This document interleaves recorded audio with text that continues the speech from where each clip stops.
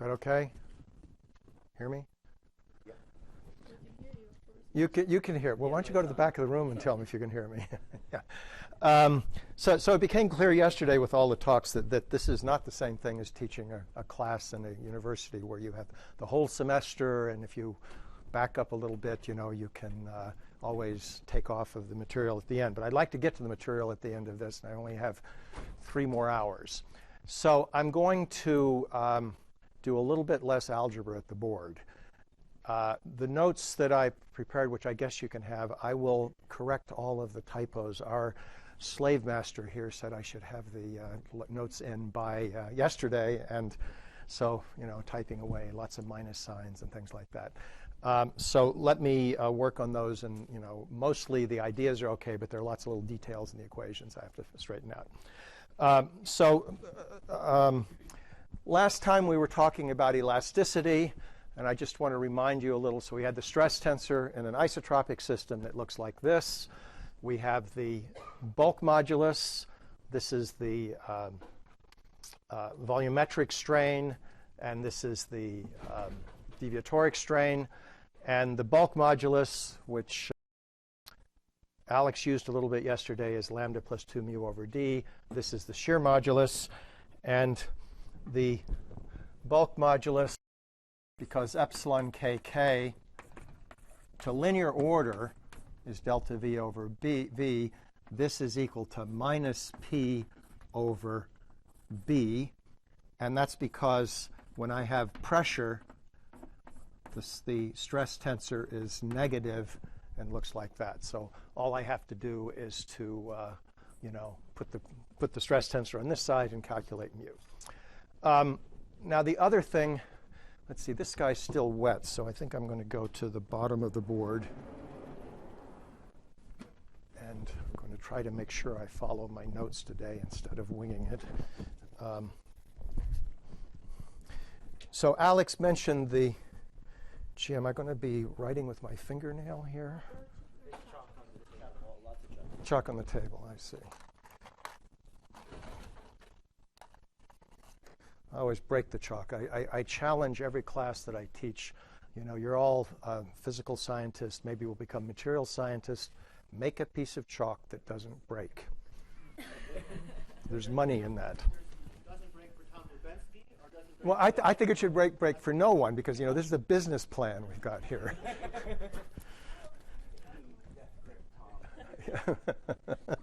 Yeah. Okay. So look, I want to look at the case of uniaxial stress applied.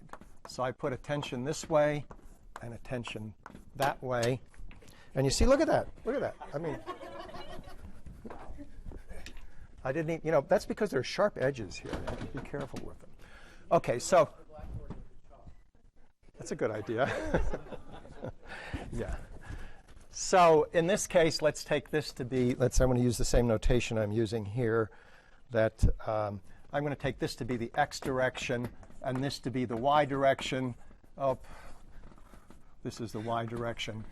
And so the x component of the stress is equal to the tension that way. So, this is a force per unit area. And all we have to do is to take this, plug it into that equation. To get here, we have lambda uxx. And I'm just going to do this in 2 dimensions, because in 3 dimensions or higher, it takes more writing. And then I have here 2 mu times uxx, right? And then the stress in the y direction is 0. We have free boundary conditions here, so we put a 0. And this is equal to lambda uxx plus uyy plus 2 mu uyy. And you can solve for uyy. It's equal to minus lambda over lambda plus 2 mu times uxx.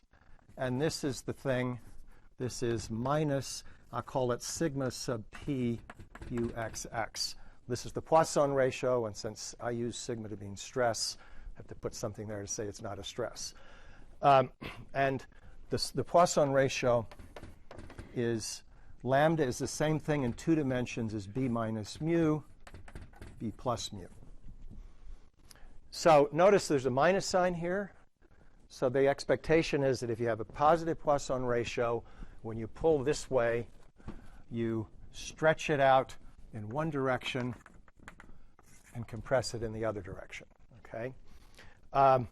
Notice now that if we're in 2 dimensions and we set b going to 0, sigma p becomes equal to -1.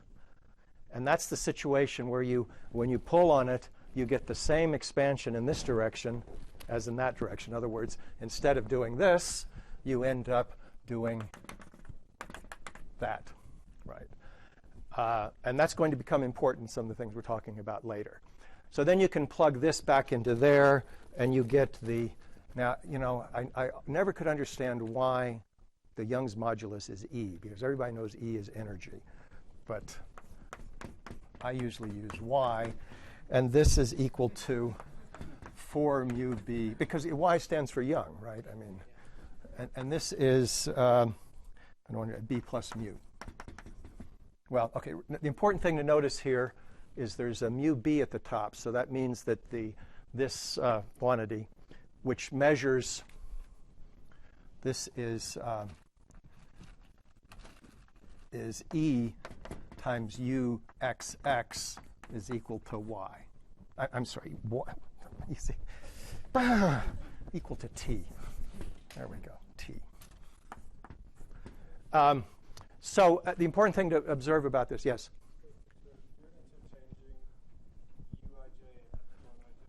Oh, yeah, I may do this all the time. For me, I always use in my own work U, but the trouble is there's so many U's floating around that it's better to use epsilon. My apologies. Well, you can make the global change as easily as I can now. Okay, so it's epsilon is what I should be using. There's a hybrid formula in the middle. Oh, yeah, that's good. Okay. Oh, that's because I didn't write it out at first. And okay, so this is epsilon kk.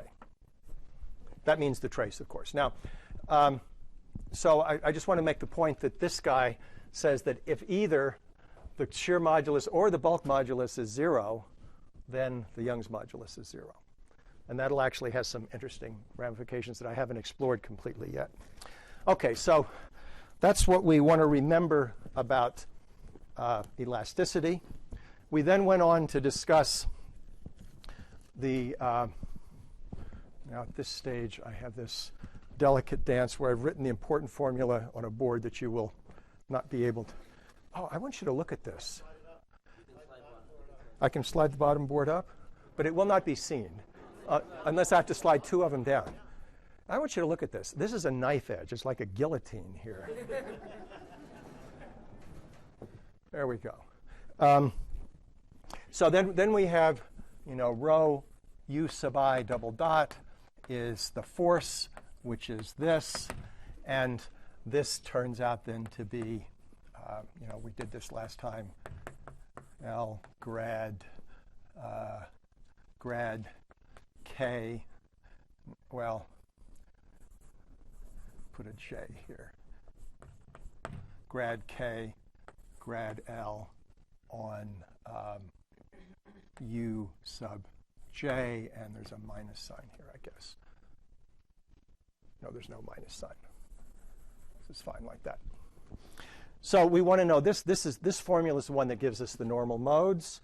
If we're in a, you know, we usually put on periodic boundary conditions. We'll discuss later situations where you don't. And so this becomes omega squared times ui equals the dynamical matrix times uj, and we've taken a Fourier transform here. Okay. Now, what I'm interested in mostly, well, I'm actually interested in more complicated things, but one of the things you want to know is what happens in an isotropic system. In an isotropic system, you can always decompose the displacement into a longitudinal part and a transverse part. The curl of the longitudinal part is 0, so Q cross UL is 0, and the divergence of the transverse part is 0, so Q dot UT is 0. In 2 dimensions, well, it always means that UL is proportional to the unit vector along Q, so I can write it as Q hat times a scalar UL. Or if I'm in 2 dimensions, a qx hat over qy hat times ul. So the hat means q over q, q vector over q. And in 2 dimensions, ut is the vector that is perpendicular to ul, and it's minus qy qx ut.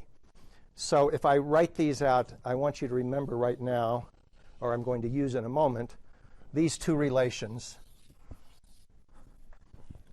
which basically say now that, when I write out the general solution, this thing will become some amplitude, is the amplitude AL times e to the I q dot x.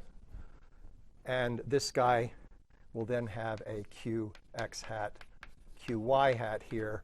And so if I give you the single amplitude ul, al, I know what the x and the y components are, and the same thing for ut. Now, one of the things that we'll be interested in are are surface modes, which I mentioned last time, the Rayleigh waves.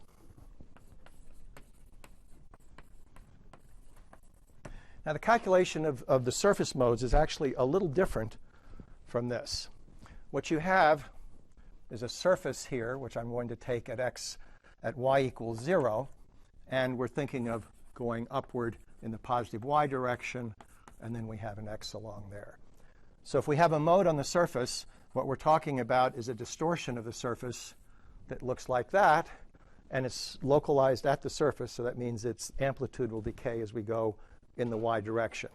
Now, you're probably used to this in the context of water waves, and there's no reason now that you can't have something, even though we have a shear modulus now, so the dispersion is going to be slightly different, but the idea is the same. So how do we go about solving this? Well, we have, if it's going to decay into the bulk, then what we want to do is to have a solution of the form u is proportional to e to the I qx, because we're going to allow for a waveform on the surface, and then it should decay in the y direction. Now, this, of course, you can get by letting qy equal I kappa. So if I go over there and use the e to the iq dot x, qxx plus iqyy, converting the qy to an I kappa gives us this type of formula. And then we can go and say, well, let's just assume now that I can make this transformation, and we'll use the same solutions we have over there, replacing qy by I kappa everywhere. So that means that we can write, we have a longitudinal part of L, which is q, well, let's see, now it's a good idea not to waste time trying to derive it in front of you and actually writing down what we have here. I'm going to write ux is equal to e to the I qxx. So everything's going to have the same wave to form. And then I have 2 solutions in the bulk, the transverse and the longitudinal part. So I'm going to write this as ALX, and then it's going to be e to the minus kappa L times y. So I'm going to tell you what that is in a minute, but it's telling me that there are separate decay modes for the 2 polarizations. And then I have ATX, e to the minus kappa y. We almost cut the chalk, I mean, the eraser in half here with the guillotine.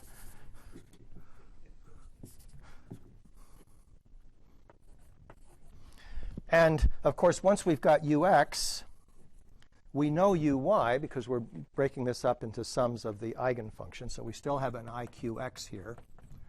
And then we're going to replace, use the uy longitudinal is, did I do this uy longitudinal?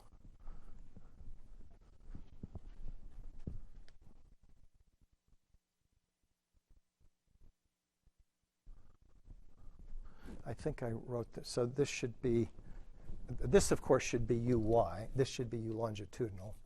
It should be u longitudinal. And so it's going to be iqx over kappa L e to the minus kappa Lx a Lx. That's using that and replacing qy by I kappa. And there was a minus sign there, so I put the I up here.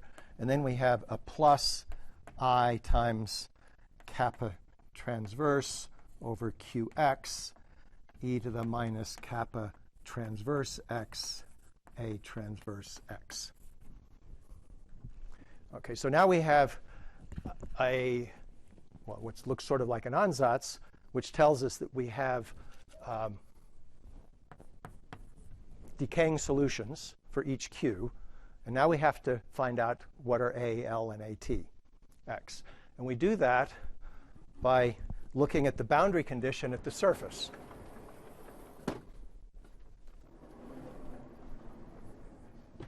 So we have the surface. The stress tensor at the surface is 0 because we're not applying any external forces on it. It's free, so we have to have that sigma xx has to equal 0, and sigma xy has to equal 0. Okay? And you plug that in, it will give you, well, you know what these are, you know what the gradients are, et cetera. So now we have two equations for the two unknowns, a longitudinal and a transverse, plus we have to tell you what kappa L and kappa T are. So we had omega squared equals C, omega longitudinal squared is CL squared times QX squared plus QY squared, because it's a linear dispersion. And this then becomes a kappa L squared. And we have omega transverse squared is CT squared times QX squared minus kappa transverse squared. Yeah.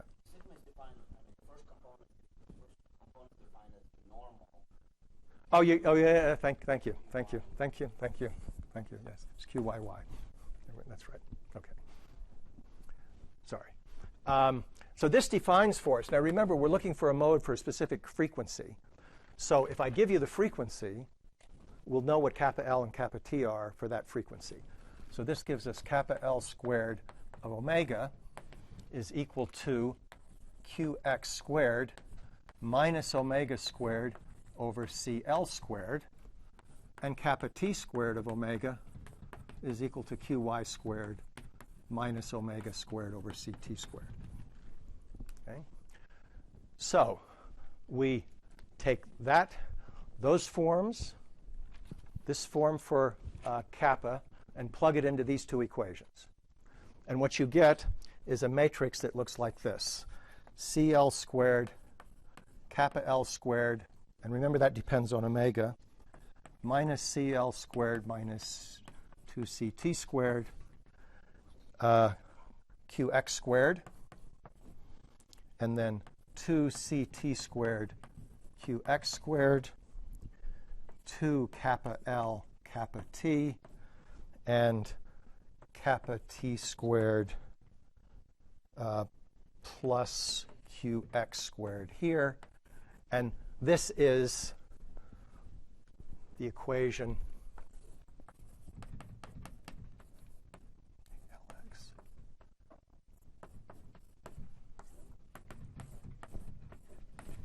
Okay. So we get the dispersion by setting the determinant of this thing equal to 0.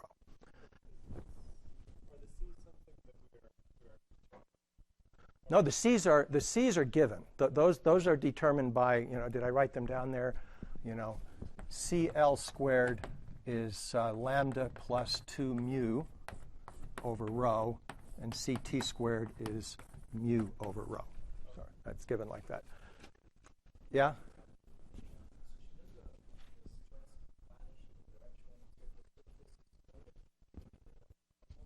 Remember, we're doing a linearized thing. And we want all of the stresses on this surface. So here we have a normal y, or in the other direction. So sigma x y and sigma yy should be 0.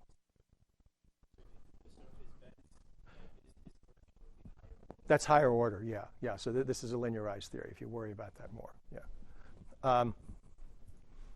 So actually, it's interesting to observe one thing here, which has always mystified me in the beginning. This is lambda plus 2 mu, so I can write this as b plus mu over rho. Now remember that b has to be positive in order for the system to be stable. But if I put b equal to 0, or even I make b a little bit negative, the sound velocity is well defined. All these sound velocities have to be positive also for the system to be stable with respect to perturbations at finite wave number. So even though the system can be unstable globally, it actually still has stable modes at q equals 0. And I always found that confusing when I saw this. OK, so we've got that.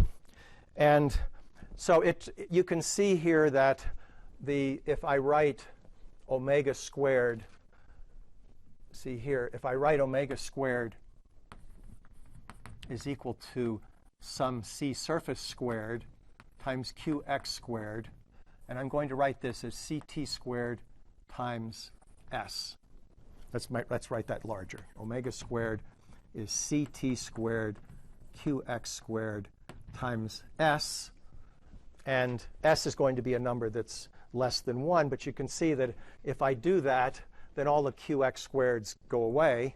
Everything is, every term, this thing will have a qx squared, et cetera. And you then get the following equation. S to the 6th minus 8s to the 4th plus 8s squared 3 minus ct squared over cl squared, and then minus 16 times 1 minus ct squared over cl squared equals 0. And there are 3 solutions to this for s squared, and only one of them satisfies the condition that omega squared be positive and kappa t squared be positive. Okay, and that solution then gives you s, and it's some number that you can calculate numerically. But there is one observation I want to make. If I set b going to 0, right, then cl squared is equal to ct squared, which means that this term is 0, which means I have a solution in which s is equal to 0, which means that the velocity of this Rayleigh wave is 0. It's a mode of 0 energy that has oscillations at the surface. And interestingly, that's true for every wave number. So if I have a system that's b equals 0, then I have modes of 0 energy that are surface modes that decay into the bulk. And this is, a property of just standard classical elasticity, nothing exotic about it.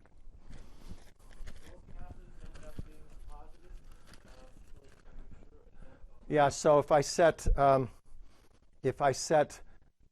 this becomes, this should be qx squared, right? So as long as s squared is, so if s is equal to 0, then these 2 omegas are 0 and both kts are positive, right? And I want, if s is less than 1, then this guy is positive. And of course, since this is ct squared, they're both positive. So s has to lie between 0 and 1. Right? And that's, yeah, and there are 2 solutions that come out that don't satisfy that, and one that does. And your definition actually kind of is linear in s? So here, the s, this omega squared is, let's see, should I make this s squared? I think I need to make this s squared. I think you're right. Yes, this should be s squared. Right, s squared. Yeah, actually, and there's a trivial, this thing would normally be an 8th order in s, and there's a trivial s equals 0 solution that we can throw out. Yeah, okay, yeah. So you say you create this distortion in an arbitrary way vector, and Right. it doesn't oscillate, it just stays. It has, that's right, it stays and penetrates. Even though it's high energy, Yeah, well, it's, no, it's, it certainly costs energy. it is a, so for, no, it doesn't. It's not just zero frequency, zero energy. Let's see. In this case, let me just think about that for a minute now.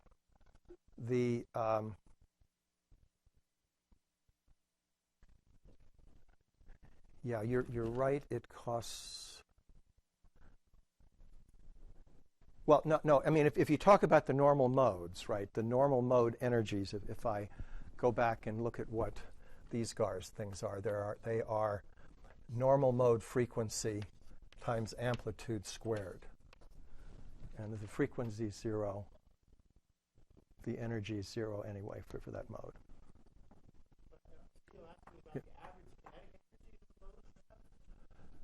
The kinetic energy might, yeah. So there is a kinetic energy. There's a kinetic energy, but not a potential energy. Yeah, right. Good. Okay. So this is preface for all the other things I want to talk about. What I want to do now is to transfer to. Let's see. I guess I'm talking about lattices, and I'd originally hoped to derive all of that, but I'm just going to tell you, and we'll have the things. So we have some arbitrary lattice, which has a bunch of sites. Yeah. Yeah. This omega squared you're defining the S in terms of, is that corresponding to like omega x and omega y? No, this is the normal mode frequency for the surface mode, right? So, the normal mode frequency for the transverse mode is that. Notice S has to be less than 1. That's another way of saying that the surface mode had better lie in the gap of the bulk. If the surface mode happens to correspond to any of the bulk modes, then there would be hybridization, and that's not what you want. So this thing has to lie at a frequency that's less than the bulk one, or more than. So let's take a lattice, bunch of sites, which I'll label L. And we put bonds between them. And the bonds are going to have central force potentials on them. So let me call a bond beta. And there's going to be a potential which could depend on the bond. And it's going to depend upon the separation x beta between the two sites. And what we're going to do is to expand this out. We're going to look at delta x beta is x beta minus, and I'll call it here R beta. This is the equilibrium, or this is the, let me call this the rest thing. So we're going to expand this out in powers of delta x beta. This is a scalar now. This is the magnitude of the vector that goes from here to here. And you can expand it out. We have x beta, well, xl. So that's the displacement of site L, is equal to RL plus the displacement from the point where all of the forces are 0 at each site. Okay, this is the position where all the forces are 0 at each site. And x beta is going to be R of, now rather than putting the subscript, I'm going to put this S beta prime minus R of S beta, and this just says that this is the site at one end of the bond, and this is the site at the other end of the bond. Okay. And then we need to add here U of S beta minus U, this is S beta prime, U of S beta, and I'm going to call this delta U of S, of beta rather, delta U of beta. So what we want to do is expand in powers of delta U of beta. No, S is a label that it should have been. I want to use a different symbol from L. So S is telling you which site I'm talking about. And so if I have a bond that looks like this is the bond beta. Here is S beta prime, and here's site S beta. That's all I'm doing. So I label bonds by L or. Okay, so, it turns out I want to be able to use a different symbol when I'm talking about the bonds here, but I could have put an L here, and it wouldn't have made any difference. Okay, not the same L. This one is a prime. This is a prime here. So this is site S prime, and this is site S beta. So if I give you a bond, There's a site at one end, a site at the other end. The site at this end is S prime beta. The site at that end is S beta. Okay. Is that? It looks like I've got frowns still. Is that it's clear. Okay, good. So you expand this potential. This goes like V of X beta is V of R beta plus V prime of R beta delta U beta plus 1/2 V double prime of R beta delta U beta squared and so forth. And the total energy is the sum over all the bonds. Okay. Now, of course, what I want to do, I'm sorry, this should be, always fall into this trap. This should be delta X beta and delta X beta and delta X beta squared. So you have to distinguish between the vector here and the magnitude. This is the change in the magnitude of the vector, not the vector change in the vector. Okay. Okay, so you can take that. You can then express it all in terms of the u's. And I'm going to consider the case where this guy is equal to 0. Now that means that I'm considering the simple case where all of the springs, if you wish, connecting the sites are at their rest length in the equilibrium. Now if I have strings of different lengths and sizes, it could be that in order to get forces to be 0 at every site for the separations given, that some of the sites will actually have a non-vanishing V prime, which means that they have stretches in the springs, and therefore what we call internal stresses, or usually they're random stresses, and they contribute to important properties of the system. But I'm going to simplify and take the simple, introductory physics system where I have a bunch of springs, all of which have the same length or a given length, and I'm going to ask what is the energy about that. In that case, this guy is 0, and the energy can be written as. Is the case when it's not 0? That's the case where you. Where the ground state has stresses built into the bonds. That's also what you call the point of 0. No, okay, no. So the self-stress is something where it says this configuration of bonds and sites has the possibility of putting stresses on the bonds without forces on the sites. But even if I have that configuration, it's not necessarily true that in the ground state there are any stresses on it, right? So if I give you this configuration, right? So here, if all of these guys are at their rest length, there's no stresses in the bonds and there are no forces. But now if I come along and I stretch this guy a little bit and stretch that guy a little bit and stretch that guy a little bit, then I can do it in such a way that there are stresses on these bonds but no forces. And so I'm going to consider the case for the moment where my ground state does not have any stresses in it. Okay. No forces is equivalent to having, see, this V prime is a force that acts, it's a tension in the strings. So if V prime is non-zero here, it'll pull like that. If V prime on that one.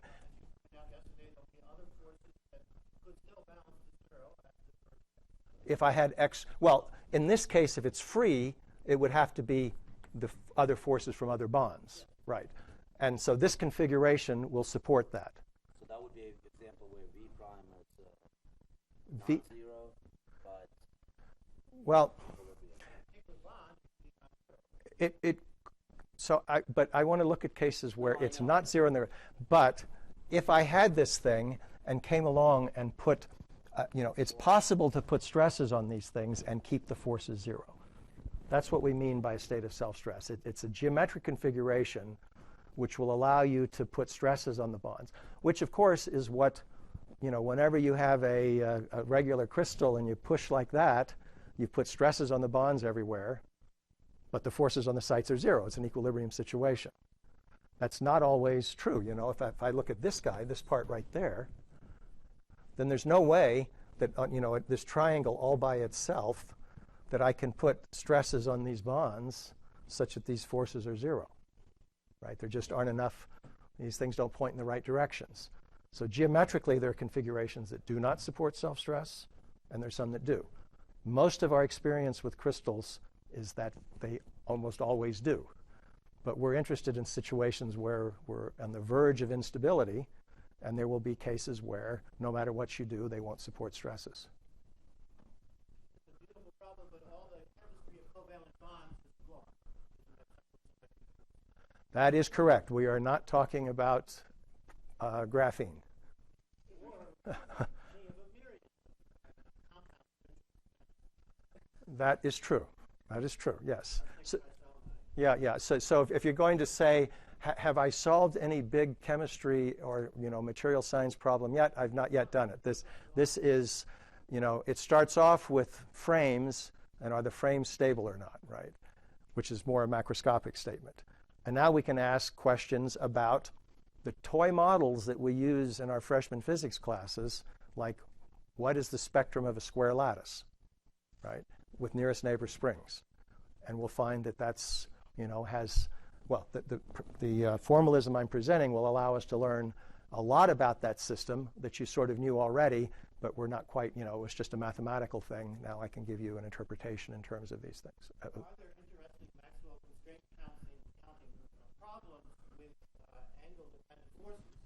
Yes. So one of the more successful uses of this are the, what do you call them, structural glasses, which Mike Thorpe is a hero of.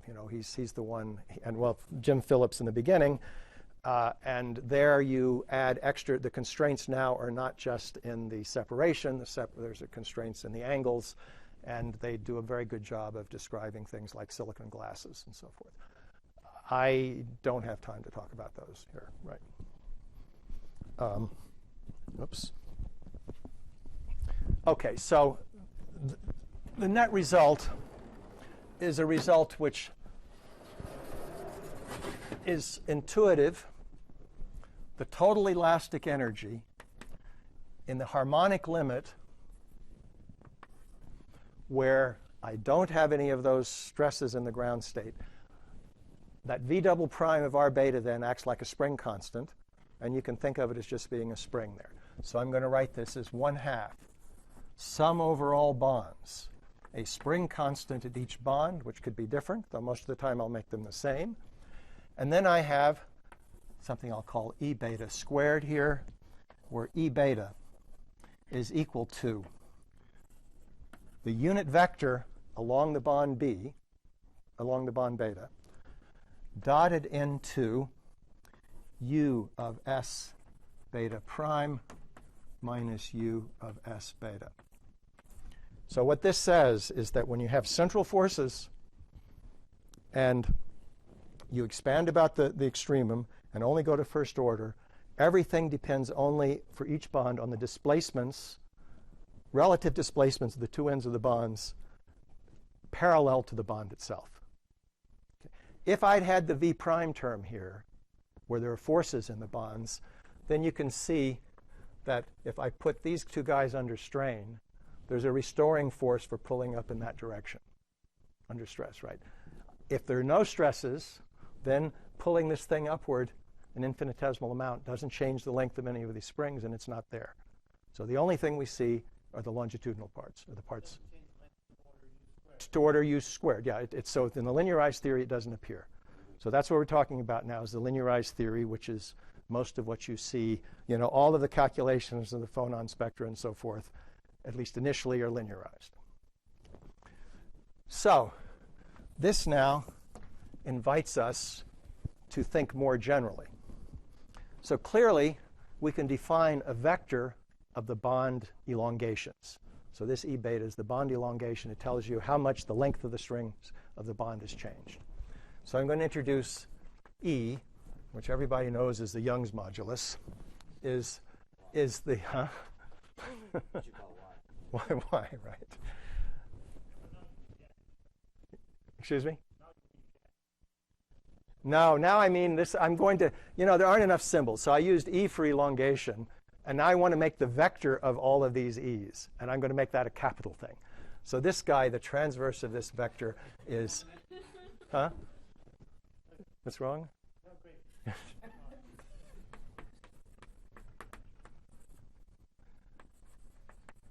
So this is an NB dimensional vector. Right. And so that means that and then I'll write K. Now I guess I'll try to write it like this. It's some symbol. This is the diagonal matrix of the bonds, of the spring constants. Okay. So the elastic energy can now be written as 1/2 E transpose K E. So, most of the time, I think physicists, and that includes me, prefer to write out the symbols and use the Einstein notation. It just gives you more flexibility in dealing things. But here, it actually, writing things in this more engineering matrix form simplifies a lot of the statements we're going to make. OK, so we've got that guy. Question? Yes, questions, yeah.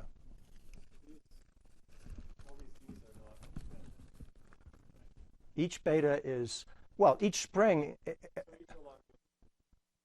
for the force, there obviously, when I'm looking at the forces, the force on a site depends on the elongations of all the neighbors. That's correct. That is true, but there is an independent variable for each elongation. So if I stretch this guy out, there will be a force that says this guy wants to stretch, but still is a dynamical variable, if you wish. Each one's independent. Yeah.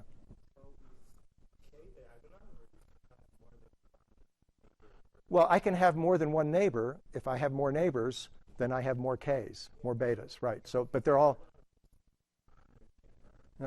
No, this is the matrix of spring constants. So each.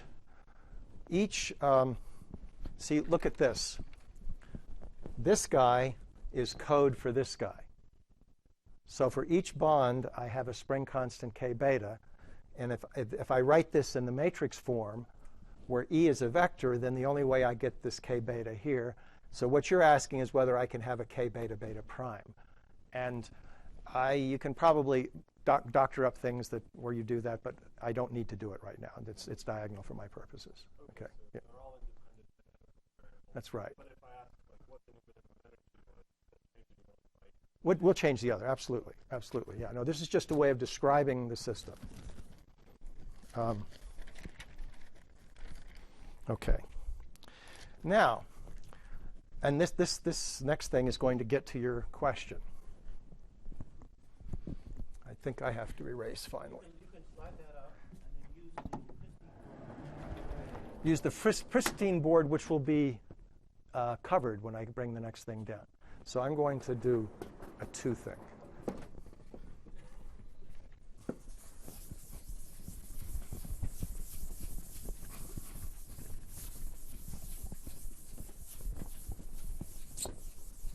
The other thing, the other business plan you could have is come up with an eraser that really erases.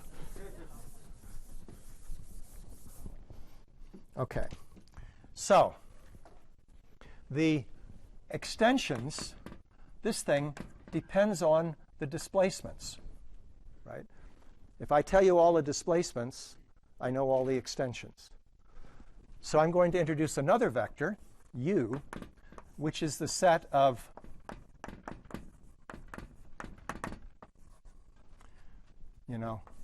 the dn displacements.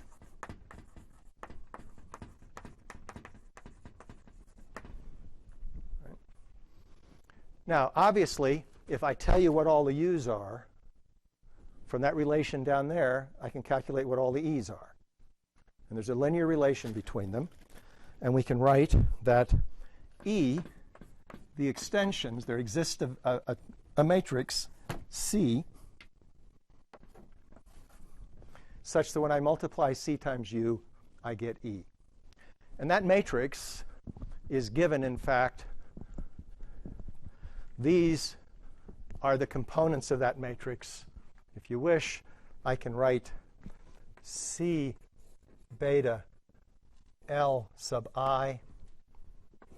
So this refers to site L, displacement direction I. From this relation is B hat beta I delta L S prime beta. minus delta L S beta. So these are the components then, the L prime components of that matrix. I mean the beta L components, the beta Li components of this matrix C. So this guy is the same thing, or rather this compact expression is the same thing for that. And this C is an NB times dn dimensional matrix. Okay. Notice now I put no constraints between NB and dn, right? I can add, I can have a bunch of sites and have arbitrary number of neighbors, in which case I'll make NB very large. Or I can have a bunch of sites and some of them have less than the 4 neighbors. And this thing is called the compatibility matrix.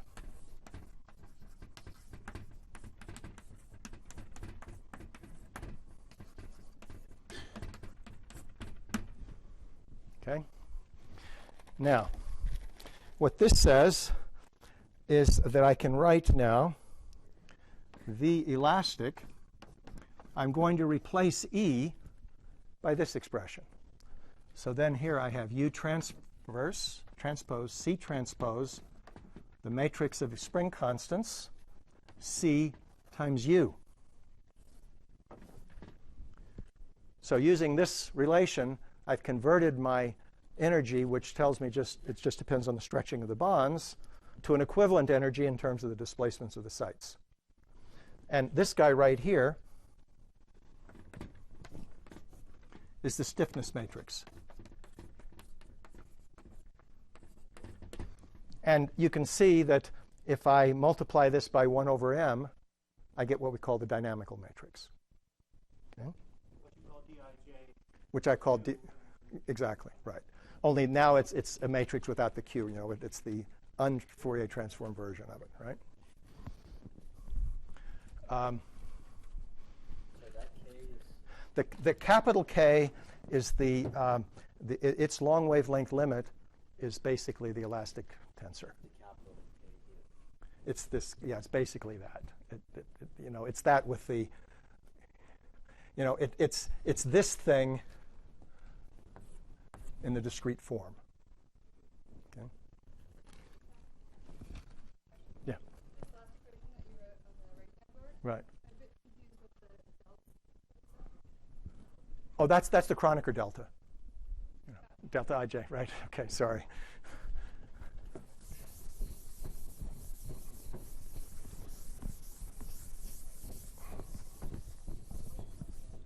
Yeah.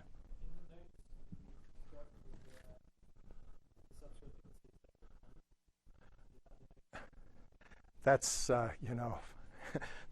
flavor of the day, if you wish. It's probably better to put a comma between the beta and the Li, because the Li is one tells you about one thing. Yeah, so I think it's better to put a comma, but I think you can live with the distinction at the moment.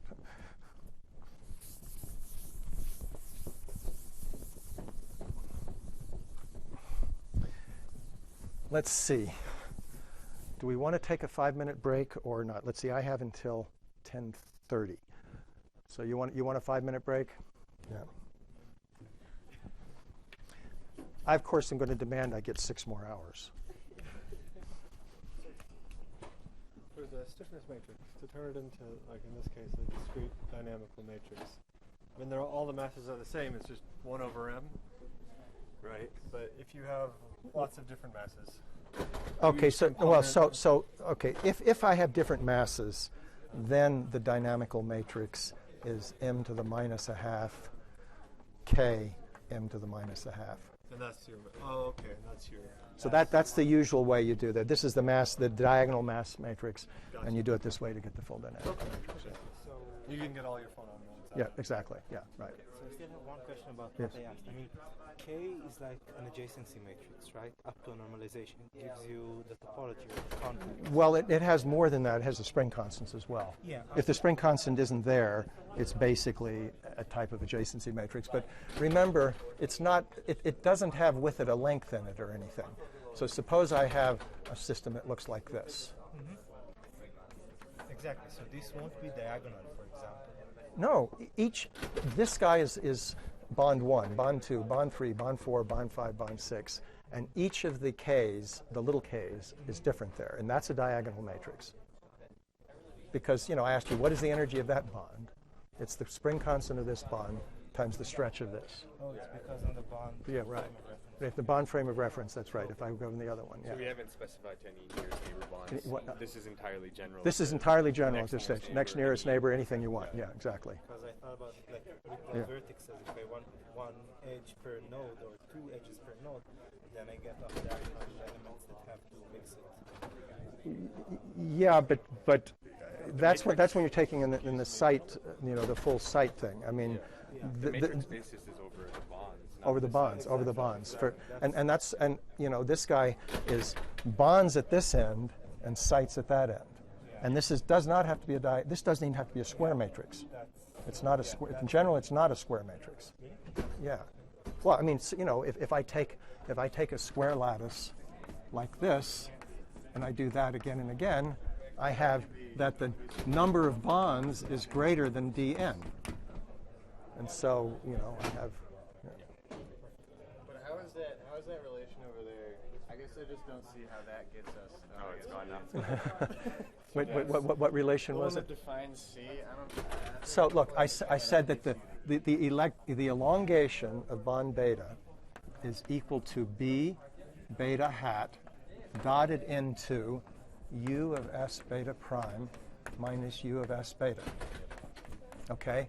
Now I'm going to want to convert this into an equation which is E beta Li is equal to C beta, E beta, which is the same thing as this guy. The beta component of that is this, Li multiplied times U Li.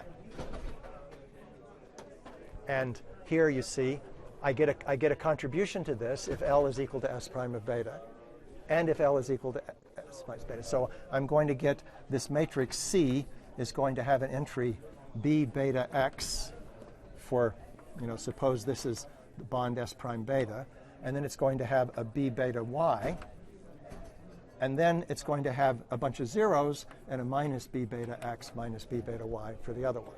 And that's what that relation that I wrote down tells you. Yeah. Okay, so. Yeah. A question that's related to this. Mm-hmm. So here it seemed like going from there to there. Yeah. The omega L's became omegas. That's correct. So So you're used to thinking in that language, where I give you Q and you get omega. Yeah. Right. But now what we're doing is saying I'm going to have an excitation at the surface for a given omega. Okay. And for a given omega, there are 2 different penetration depths. That does that, right. It's sort of a different philosophy, and it's actually, the first time you see it, you say, wait a minute, that's not the way I would do things. Yeah. So I still have one question. Yeah. So if you had a lattice with a basis, would this change? No, then I just, then I can add, rather than saying, make this be the cell site, I'll put a basis thing as well. Yeah, okay, yeah. And we'll do a lot of that. Okay, cool, thanks. Yeah.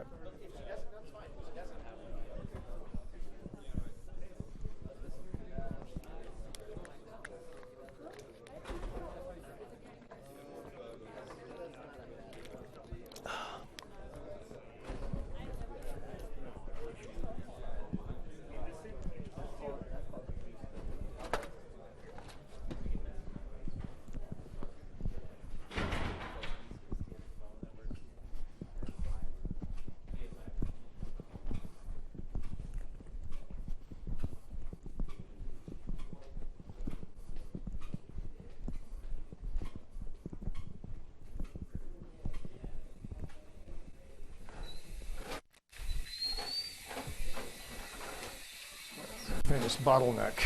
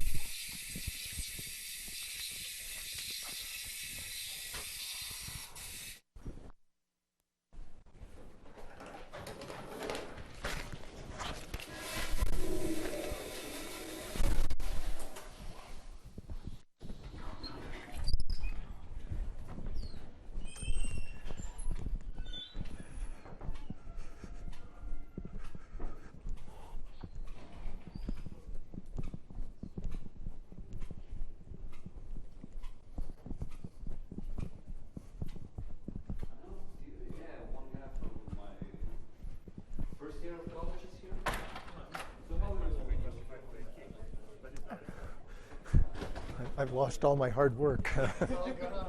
All gone.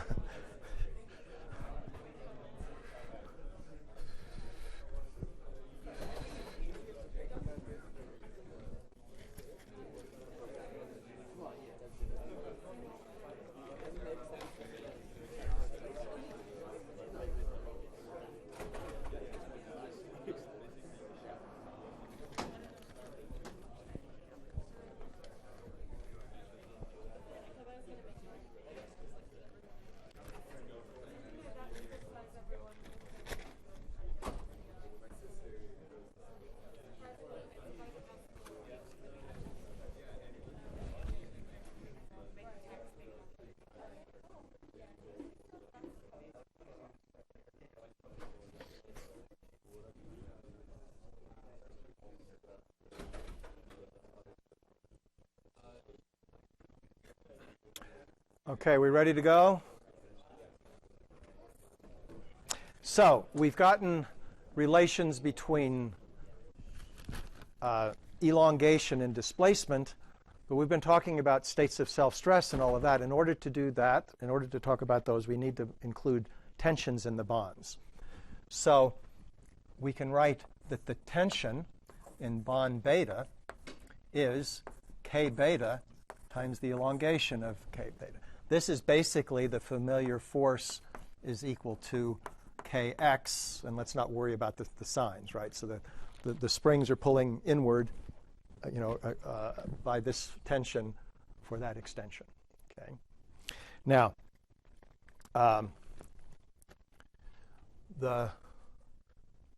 so this says, and I guess that right. So if I give you the tension in every bond, then you need to adopt some sort of a sign convention. But let me just draw arrows going around like that. And I'll use the convention that if the tension is positive, then this guy pulls away from this string and back in the opposite direction there. So if I give you all of the tensions, and I don't have any external forces, body forces, then the forces at the sites are determined by the tensions. So I can calculate the force at site L, right, by taking minus the derivative of the elastic energy with respect to the displacement at site L, right? And that's equal to this minus Kij of LL prime times Uj of L prime. And this K is exactly the K I introduced over there. This is that K matrix was a dn by dn matrix over there that got erased. And this is just writing it out in its components. Rather than writing Li together, I've just put the L's here. Okay? So that means I can introduce a dn dimensional force vector F, which is, F transpose would be F1 x of L, F1 y of L, et cetera, et cetera. Okay? So we now can write F is equal to this capital K times U with a minus sign. And you have to remember this force is the force that the bonds exert on a site. And if I'm in equilibrium, this force would be equal to the load at the site, which is the external force needed to keep the thing in equilibrium. Okay? And the engineers usually write, this has minus L, I'm sorry. The force of all the bonds has to be balanced by a load in the opposite direction, so this has a minus sign. Now, in the engineering literature, you'll always see this guy.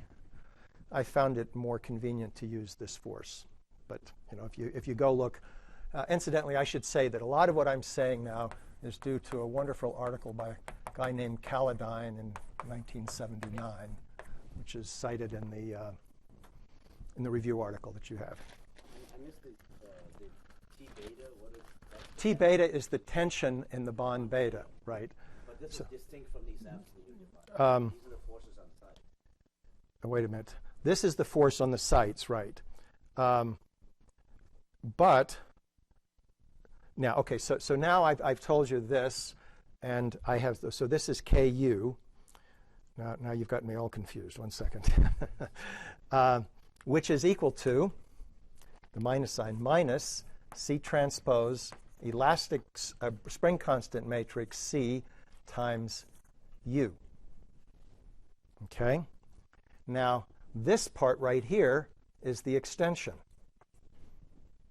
Okay?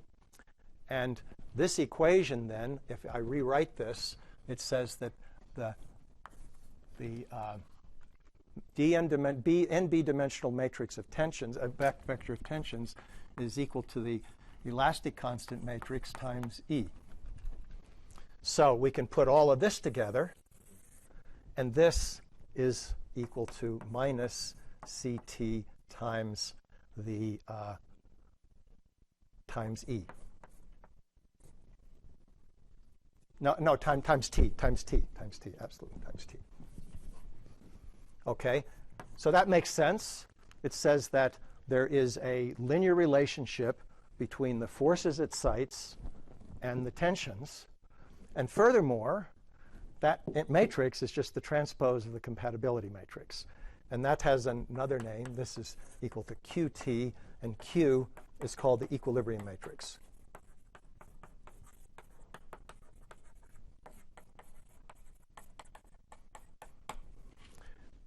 Yeah.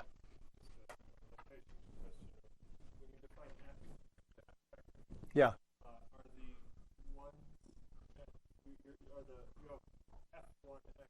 Oh, so this should be a 1. You're right. Very good. Okay, good. This should be a 1, etc. Okay. Okay. Yeah. It's not a square matrix. Absolutely. Yeah. It's an NB by D. It's a C is an NB by DN matrix. C transpose is a DN by NB matrix. Great. Now, we're going to be, if I get through all of these preliminaries, I'm going to be talking about lattices for which they are equal, which has lots of interesting properties. But in general, they're not. Okay? So now, we should spend a moment talking about what these matrices mean. So recall that we have that the elongations, or rather E, is equal to C times U.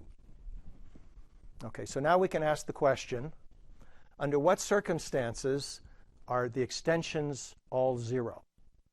If there are no extensions and I have displacements, then that means I have and the extensions are the only thing that cost me energy, then the set of vectors U that leave this guy 0 are the 0 modes of the system, because I have displacements in which there are no stretches. And therefore, the number of 0 modes is equal to the dimension of the null space of C. Now, I don't know. Some of you have had lots of linear algebra. This is sometimes called the dimension of the kernel of C. The set of vectors U that are mapped into the origin is called the kernel. And what is often used in less formal things, that this is the nullity of C. So we now have a precise definition of what we mean by the 0 modes. And notice that I haven't done a calculation of the modes themselves. Of course, if I have a 0 mode, then if I calculate the spectrum from D, those 0 modes will be there. But here all I've is made a simple statement that if we don't stretch the bonds, we don't have any energy. Therefore, the frequency is 0, and that's true. Now, well, that's up to me. I can define the system so it does or so it doesn't. So if I take a structure like this, right, and I don't do anything to it, then amongst the 0 modes that will appear in the null space of this guy are the set that correspond to that. If I tell you, that, as the bridge makers will do, that I'm going to clamp here, this actually, if you go look at a bridge, this actually happens. It's basically a 2-dimensional structure, and you have 3 trivial degrees of freedom. So you lock that guy, that kills 2. And then you have sort of a roller system here that allows this to go back and forth, and therefore you have 3 constraints that remove the trivial degrees of freedom, and you can then not include these as forces in your matrix because they're constrained, right? And in that case, I don't see them. Tom, Yeah. this will give us 0 modes that could be above or at the surface? They don't tell you where they are yet. That's right. It was originally designed for structures like this, and the original theories were more free things, and they couldn't distinguish really for the finite ones. But at the moment, you can't tell the difference. OK, now we also have what's Q. I think I can go up here. Yeah. Oh, shoot. We have a problem of non-commutativity here. OK, I guess I'll just... Oh, it's this one. OK, it's the bottom one moves. OK, there we go. OK, what about Q? So we have now that the forces are equal to minus Q times the tensions. So what's the null space of this operator? It's the set of tensions that give no forces. So each vector in this null space is one of those states of self-stress because it tells me I can have the tensions and no force. So the dimension of the kerr of Q is equal to the number of states of self-stress. And now we have the general theorem that the range of a vector plus the null of the vector, or the null space, of a matrix, C, is equal to the column dimension. So this one is dn. Okay. We have the range of Q plus the nullity of Q is equal to NB. And there's a theorem from linear algebra that says that the range, this is the dimension of the range. I should call it that, right? The dimension of the vectors, set of vectors that are not mapped into the origin is the same for C and C transpose. So these two guys are the same. This guy is N0, this guy is NS, and so we just subtract the two, and we get N0 minus NS is equal to dn minus nb. So, you know, this step about these two things being equal, go to your linear algebra books and look at it. It's a theorem. So, oh, rank. Yeah, it's the dimension of the range. So rank is a better way of saying it, yes. Right. So here is the famous theorem that I justified, you know, in withdrawing in the first lecture, and now it's elevated to a rigorous theorem for linearized distortions. So I think it's the nullity of C minus nullity of Q, you're defining as N0 minus NS? The nullity of C is N0, and the nullity of Q is NS, right? The dimension of this space is the number of independent organizations of the tensions that give me zero force. And that's NS. And that's NS, right? Okay. So there's just one other piece of information I need before we can get down to serious work. And that is when we apply stresses, so, you know, we usually think of taking something like this where we have, you know, some lattice that has points that go like this, and they're connected in various ways. And what we do is we say move this, the top relative to the bottom, we push on it, we do, you know, we introduce strains. And you're obviously not going to get any resistance to strains unless under these conditions where I fix these two guys, I have states where I can have tensions all along bonds with zero forces. So the elasticity, the macroscopic elasticity, has to depend upon whether or not there are states of self-stress in the lattice. And if I talk about a periodic lattice, a square lattice or some of those, then since, you know, the strains I'm talking about are spatially uniform, then it's only the Q equals 0 part that I have to worry about. So there's another theorem which is proven in the appendix of those of the review article that states the following. So this I'm just going to tell you because the algebra steps are a little bit messy, but the answer is reasonable. So I'm going to look at what is the elastic energy density. It's 1 over 2v times 1/2.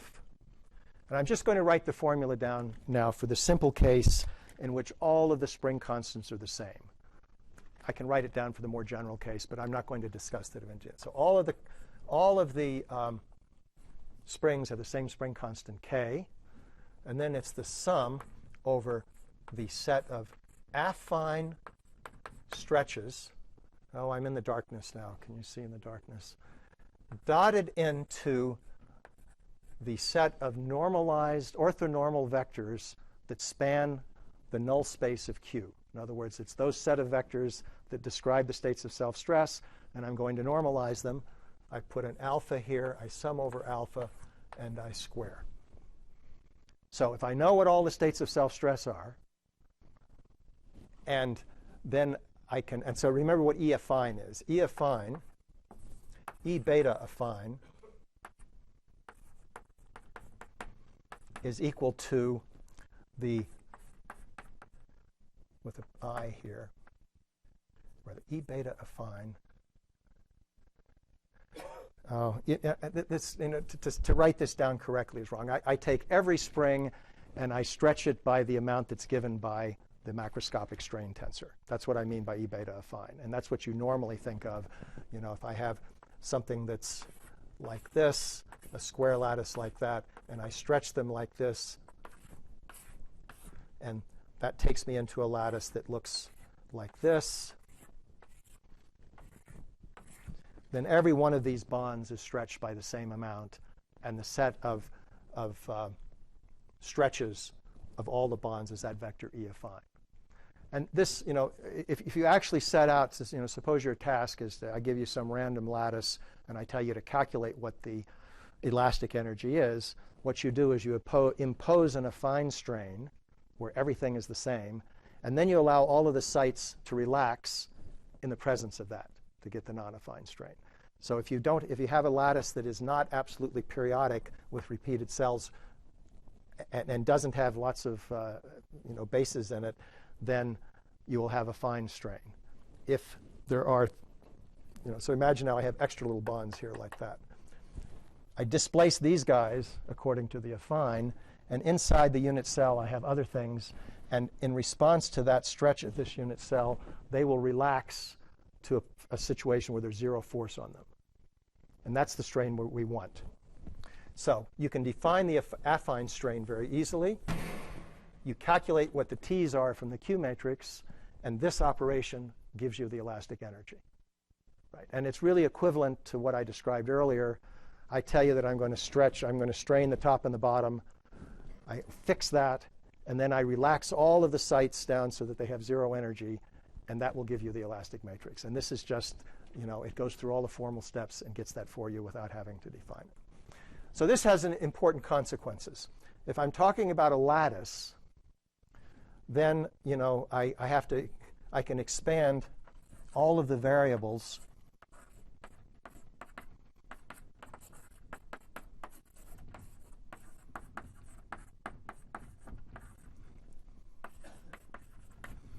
and there's an extra index here telling me which of the sites inside the unit cell I'm talking about.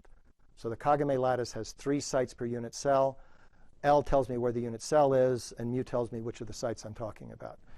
So if I do a uniform strain, I need to look only at the Q equals 0 part to get the elastic energy. And the nice thing about periodic lattices is these matrices, Q and C, become diagonal with different values of Q. So now, rather than having a matrix which is 10 to the 23rd by 10 to the 23rd, I have a matrix whose dimension is set by the number of atoms in the unit cell, right? And it breaks up like that. So all I need to do is to look at the one at Q equals 0, calculate its states of self-stress, and then I've got the elastic energy. Now, we know that the elastic energy has to have, the elastic matrix has to have all of its eigenvalues positive. So if I'm in 3 dimensions, I've got a 3 by 3 elastic matrix. That's the Voigt one we talked about last time.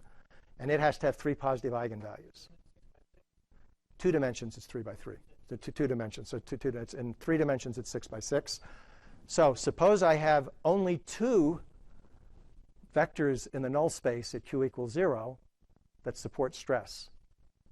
Then that says that I only have 2 positive eigenvalues. Because remember, this is written that, I could also write this as the eigenvalues of k squared summed over k. These are the eigenvalues of the k matrix. So if there are only 2 of these, and I've got to have 3 of them, that tells me that I necessarily have a soft elastic mode where I distort the system, etc. So that's all of the information that we need to begin discussing things. And I guess I have 10 minutes left. I will start. I have to push lots of buttons here now. The buttons are, remind me, I have to do it's on this thing. So, yeah.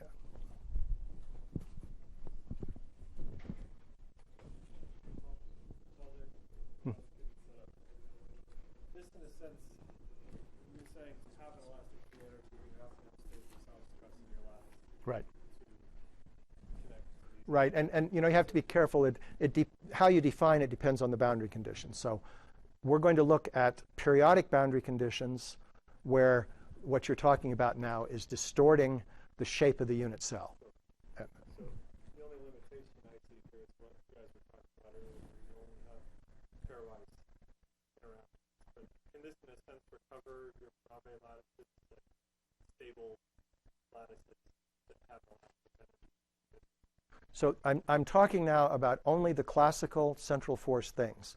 So that means that I have to have at least z is equal to 2d in order to be stable. So you can't have open structures.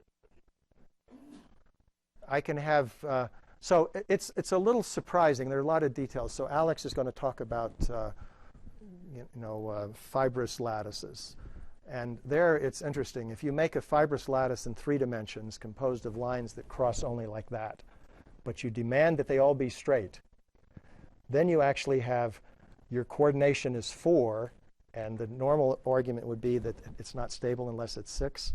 But because all of the lattices are straight, and if you apply the right elastic constant matrix or spring constant matrix to each thing, it turns out that thing has a perfectly well-defined elastic energy, even though it has full of 0 modes at finite q. It's a little strange. We'll see that coming out here in a minute. OK, let's hope that this thing will turn on. And I have. So what I'm going to do now is go through a bunch of examples of simple lattices to show you how we can guess the structure of things. OK, so the simplest lattice is a square lattice without next nearest neighbor things. It's what I call a Maxwell lattice. dn is equal to nb under periodic boundary conditions, which means that the number of states of self-stress at each wave number q is equal to the number of 0 modes at that q. So let's look at first what are the states of self-stress of this thing under periodic boundary conditions. Oh, I should have done another thing. So ignore the next nearest neighbor bonds and just look at it. So each straight line under periodic boundary conditions, you can think of it as being wrapped around a cylinder. I can put every bond under tension. And since this bond pulls with the same force as the neighboring bond, the force is 0. So look, I've got a state of self-stress for every single vertical bond and a state of self-stress for every single horizontal bond. Now that immediately tells me that my spectrum is going to have lots of zeros in the Brillouin zone, because I have lots of states of self-stress. And since I have one for each bond, I could Fourier transform. And since the number of q vectors is equal to the number of sites or arrows, I have one state of self-stress per q vector. So that's telling me that if I look at the q vector along the x-axis, I'd better have a 0 energy mode for every vector along the x direction.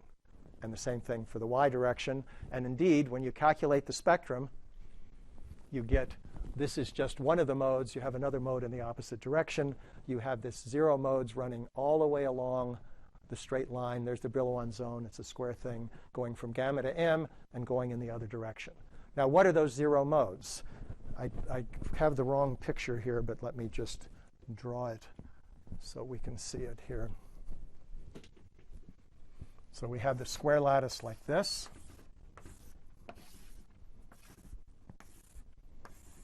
And if I take this whole line and displace it infinitesimally like this, so I'm taking that site and moving it to there, that site moving it to there. The effect is to take this line and displace it perpendicularly.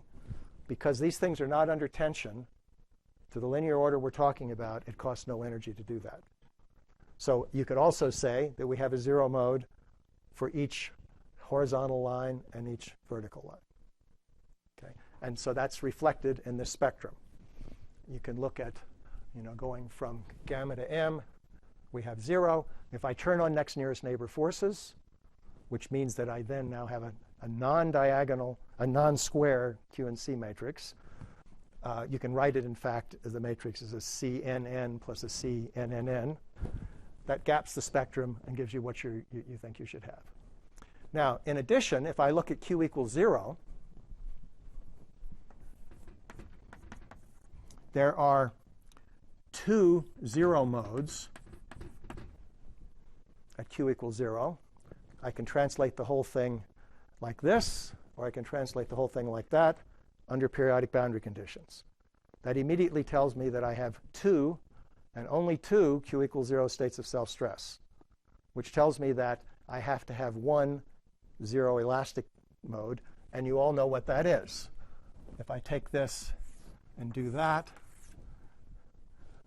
then to linear order, I don't even, to linear order, I don't have to take into account that this thing has to come down to keep all of the lattices straight.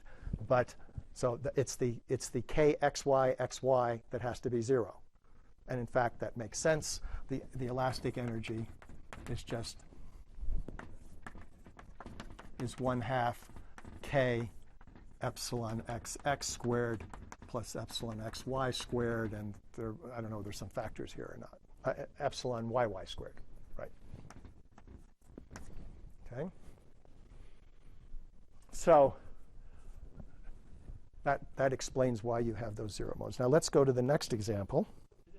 Yeah. We have many of these, many 0 modes. The linear combinations of 0 modes to this order will also be 0 modes. Absolutely. There's There's a a huge degenerate whole degenerate subspace. Exactly. Right. Yeah. Right. And then the other question is, if you do this even for central symmetric forces by defining temperature with hardcore repulsion, won't there be entropic springs generated along the diagonal? So that's, all go away?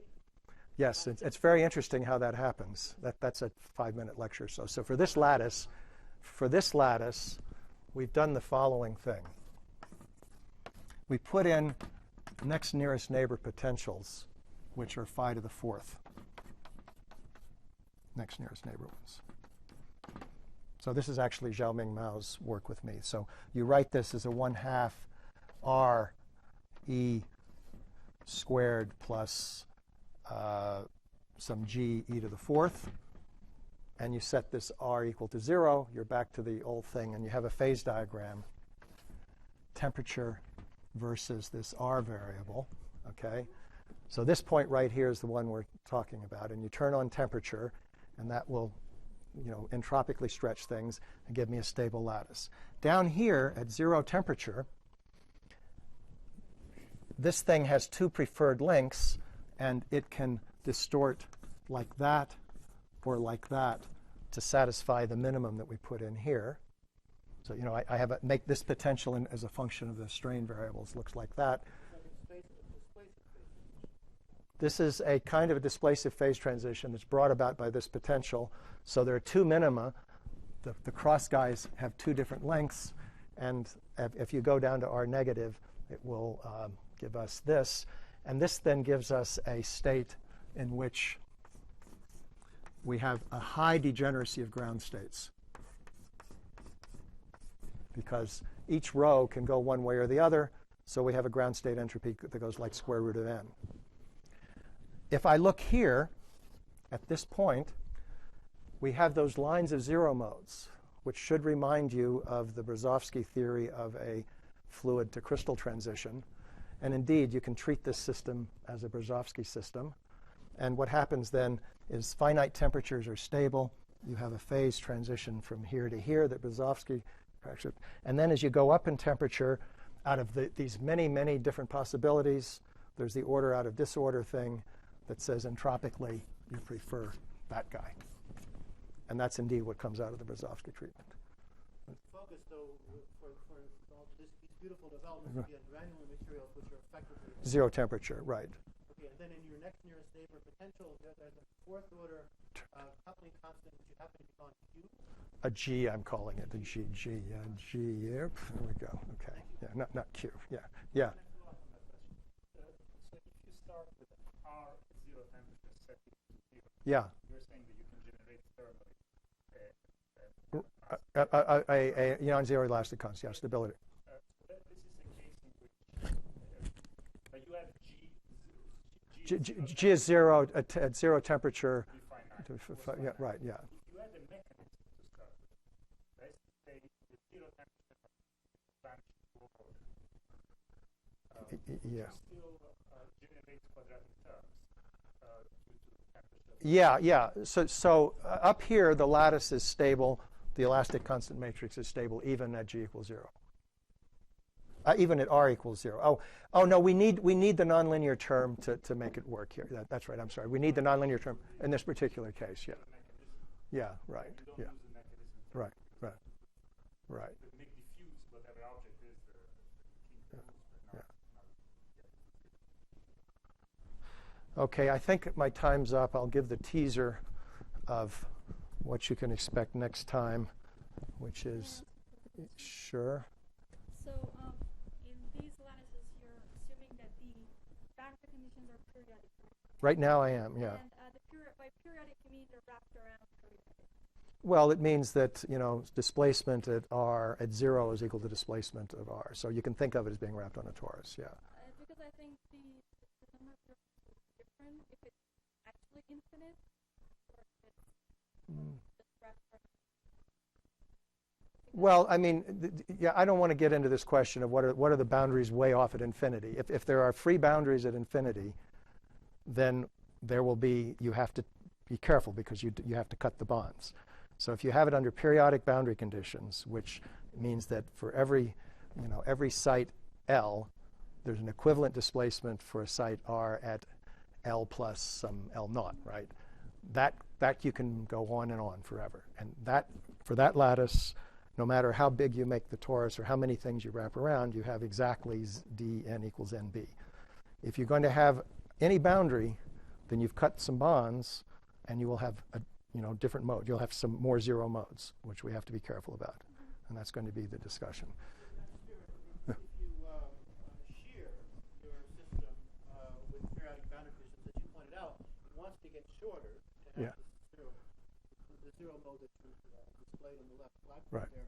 But could you actually have periodic boundary conditions adjust the unit cell size in response? Yeah, you get more zero modes that way, right? Things that are really zero. Well, so this analysis at the linear order work. Now, the interesting thing about the elastic zero modes is that there's always, if I take that lattice and I shear it, right? As you showed here. Yeah, if I take that lattice and I shear it, I now have a different geometry it looks like. But the coordination number is still the same, and the number of states of self-stress is still the same. So this theorem, the guessed mode, actually is a mode that exists for every distortion I make. So I do a little distortion, I redo the calculation, there's another guessed mode, and it corresponds to just taking this thing and doing exactly what you said. As you stretch it more like that, it comes down like that. Yeah, change the unit cell size, right? And that's particularly evident in this system, which I'll show you next time, I guess. Right. Okay. So how many more hours do I get? Well, I'm going to have trouble getting it all in next time, but I'll do my best. We can think about doing a tutorial. There's some Yeah, course on the yeah, schedule. yeah, maybe. I'll get as far as I can, but it's going to be a little bit of a stretch to get to the topological stuff. But I need all of this background before I can do the topological stuff. Okay, Good, so we good. break for a coffee. Oh, there's an announcement right there.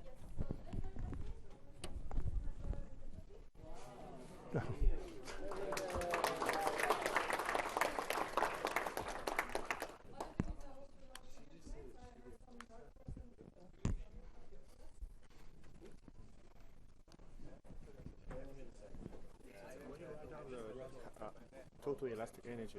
Why you only have the longitudinal distortion? You don't have the transpose? Well, because if the bond is not under tension, then the transverse energy is higher order in the displacement. Then I don't understand.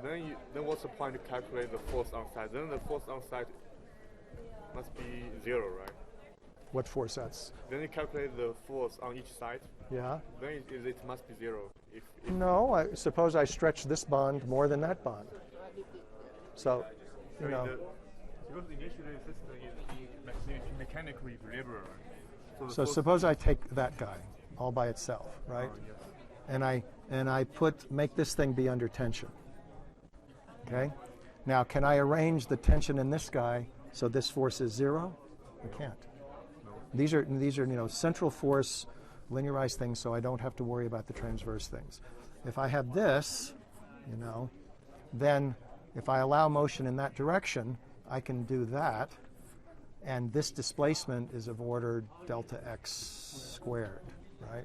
And not delta x, so it does not appear in the linearized theory. And that's why I don't have that. But if I put a tension there so the v prime is non-zero, then I get a restoring force that's proportional to that. And so if you take a lattice, for example, like this, and you put it under external pressure, then all of these things are not at their rest length. Suppose I just put in harmonic springs that have some preferred separation A. So the energy is k times x minus a squared with a 1/2. If I put everything under pressure, then all of these things are compressed a little bit, and there is then a restoring force for doing that. So that means that this lattice, which has a vanishing shear modulus, if I put it under pressure, it actually has a non-zero pressure. Well, actually, it's better it's safer if I argue not pressure, but uniform extension, because pressure gives you instabilities which will cause the thing, or can give you instabilities which cause buckling and so forth. Yeah, got it? You just mentioned this quickly, and I realized I didn't track with it. When you said at q equals 0, we all automatically know we have 2 trivial 0 modes. Yes, right. And then you said, and so then we know, and I just didn't follow your reasoning. Well, I know that I have, because I have this lattice where dn is equal to nb, I have for every state of self-stress there has to be a 0 mode, and the 0 mode is for each value of q. So when I look at periodic things where I can do the Fourier transforms on the lattice, then the Q and C matrix, block diagonal into individual, so if there are little n sites per unit cell and little nb bonds per unit cell, then this is true, and I have square matrices of that dimension for each Q. Okay, and so here I have a 2x2 matrix which has a C, which has 2 0 modes. And that exhausts the number of modes it can have, right? It's a 2x2 matrix. Yeah.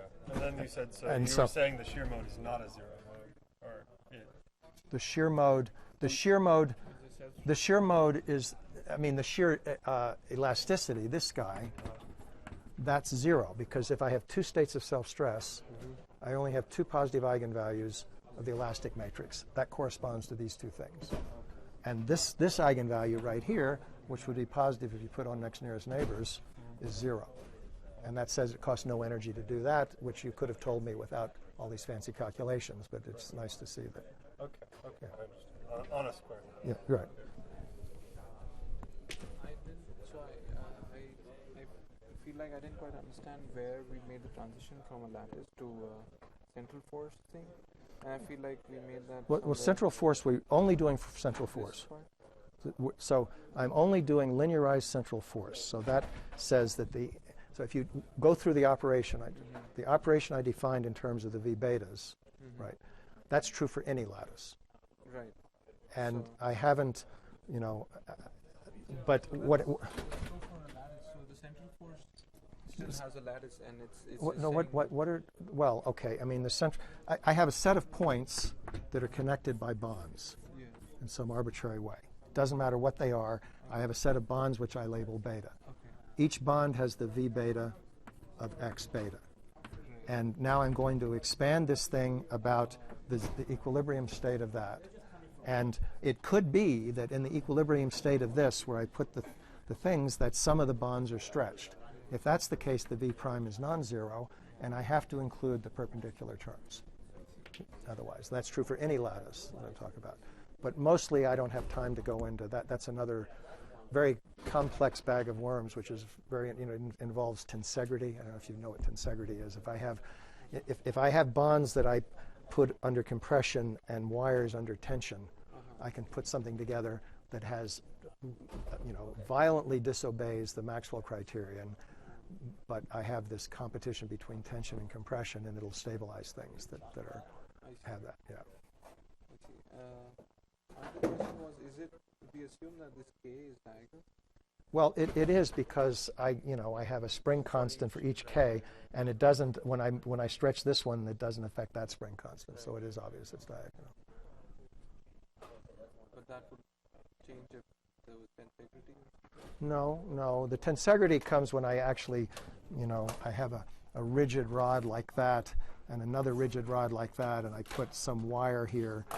So that's not a good. It's complicated to draw these things. But there are lattices where I have far fewer bonds than you need. But by putting them under selectively tension and compression, you can stabilize things and get zero forces everywhere and still resistance to strain and so forth.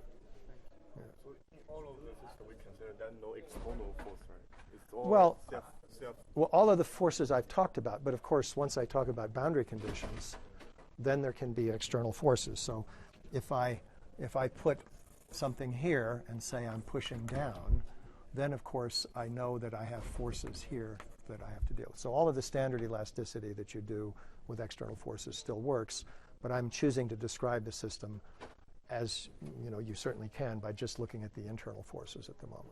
Well, if there are no external forces, we don't need to consider the transverse displacement of two nodes. Well, I could have, it's possible that I would have to do it without external forces. I could construct a lattice. So suppose I give you this lattice, and then I suddenly come in and I make the rest length of this guy twice as long. Okay? Then it's going to stretch outward until the forces on these two sides are zero. And in the process, it will have stretched those things. So then I have a lattice where the internal forces require that you have stresses on these bonds. I'm not treating that case right now, but it's one that you have to worry about. So far, all of the spring constant is there? Well, no, before we they're always rest link before. That's what I'm talking about right now. If you don't have that true, then you have to add this extra term in the problem, which brings in the transverse part. Okay.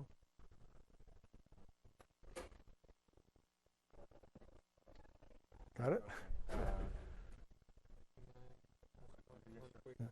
I didn't.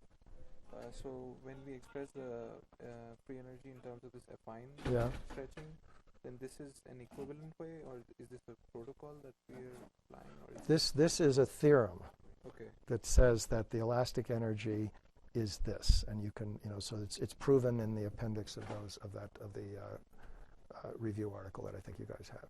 I see. So I need to get my stuff out of here just a second here. Let me get out of your way. Let's see, I have this. Do I have anything else here that was, where are my notes? Oh, don't take the mic room. There you go. You can have the mic.